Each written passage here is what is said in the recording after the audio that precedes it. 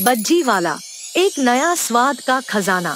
एक छोटे से गांव में एक व्यक्ति रहता था। वह अत्यंत प्रतिभाशाली और नवाचारी व्यक्ति था।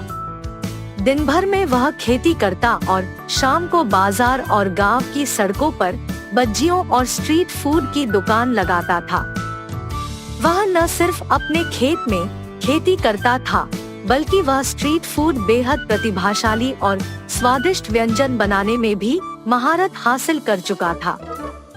जिस गांव में वह रहता था, वहां के लोग उनकी बज्जियों, भेलपुरी, टमाटर बज्जियों और कई अन्य वस्तुओं के दीवाने थे।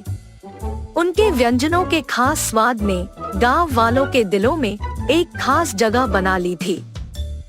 उन्होंने बज्जियों को विशेष तरीके से तैयार किया और उन्हें हर एक बज्जी पर चटनी, कटे हुए प्याज और हरी धनिया से सजाकर उन्हें और भी स्वादिष्ट बना दिया।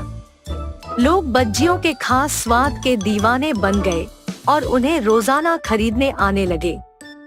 व्यापारी की यह महानता थी कि उन्होंने हमेशा अपने मेनू में कुछ नया और खास प्रकार के विशेष व्यंजन रखा था। रोज कुछ नया पेश करने से लोगों का ध्यान उन्हें खरीदने की ओर जाता और लोग खुशी खुशी उनकी विशेष वस्तुएं खरीदते। इसी तरीके से उन्होंने दुकान में महीने के सबसे कम से कम 2 नए व्यंजन बेचने का नियम बना दिया। यह नया और फ्रेश खाने का मेनू उनके ग्राहकों को अधिक खुश रखता था और वे रोज उनके दुकान में आने लगे। लेकिन जैसे जैसे समय बीतता गया, लोग उनके संक्षिप्त मेनू से ऊब गए।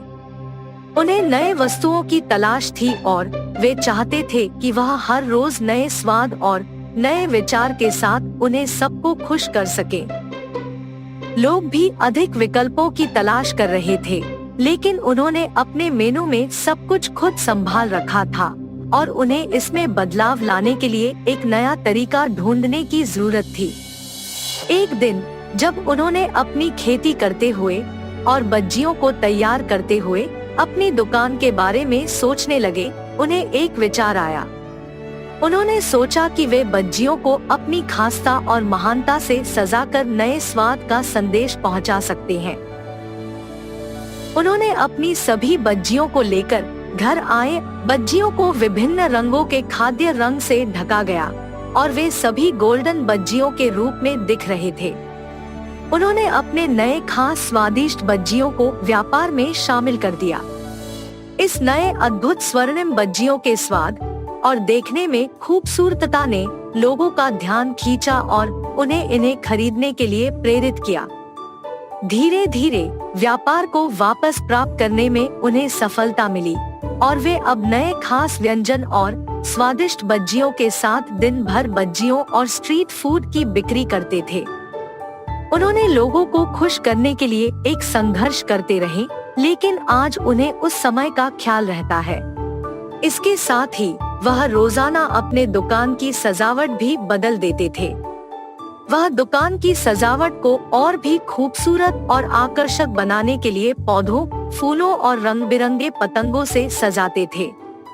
लोग उनकी दुकान को खुशनुमा और आकर्षक बने देखकर उसके प्रति और भी प्रसन्न हो जाते थे और वे उनकी बज्जियों की खरीदारी करने के लिए और उत्सुक हो जाते थे।